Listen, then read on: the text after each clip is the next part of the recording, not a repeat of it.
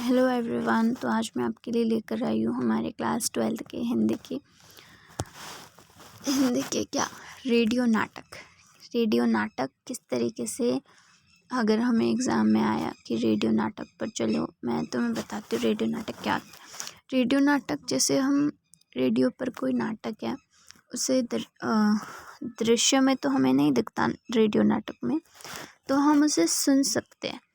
ठीक है, इसका रंगमंच होता है लेकिन नाटकीय, परंतु कैसा कि हमें सिर्फ सुन पा रहे हम उसको, और इसमें श्रव्य माध्य पर श्रोताओं के लिए इसका प्रसारण होता है।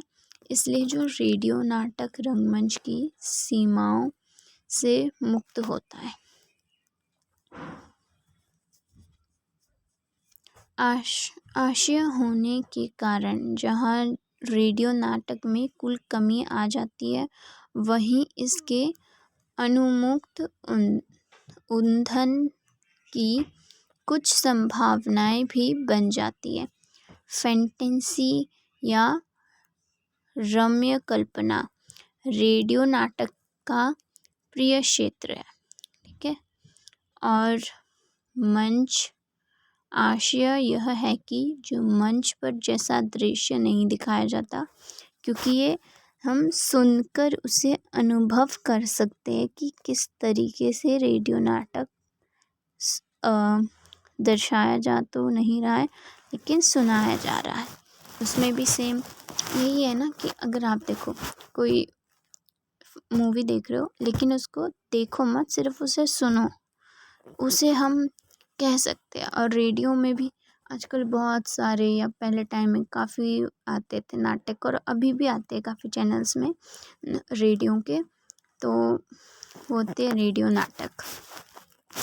उस पर पूरी, जैसे किसी टॉपिक पर किसी की कहानी सुनाई जाती है वो रेडियो नाटक पर। ठीक है, इसमें हम देखते हैं रेडियो के तत्व देखते हैं। ठीक है, रेडियो के 3 तत्व होते हैं। 3 तत्वों का सहारा लिया जाता है।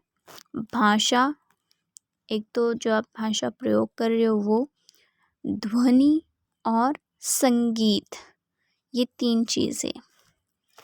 अब इन तीनों के कल्पनात्मक संयोजन से विशेष प्रभाव उत्पन्न होता है, और भाषा केंद्र में है, और ध्यात्म यानी कि जो ध्यात्मक भाषा की लिखित शक्ति सबसे अधिक होती है। जो लिखित शब्द होते हैं उन्हें ही दर्शाया जाता है। ठीक है,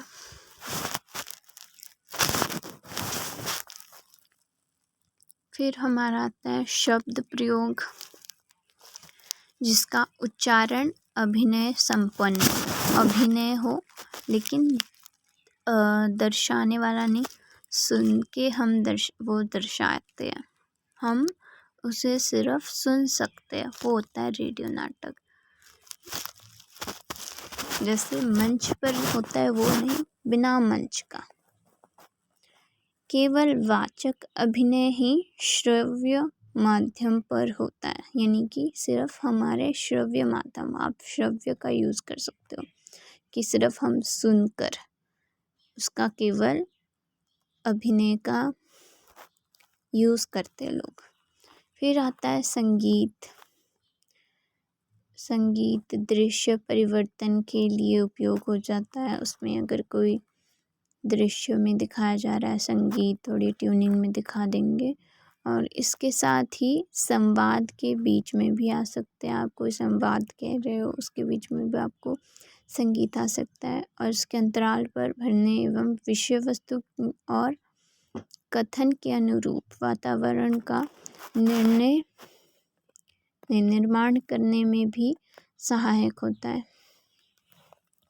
फिर आपका चिड़ियों का चहचहाना, इसमें प्लेटफॉर्म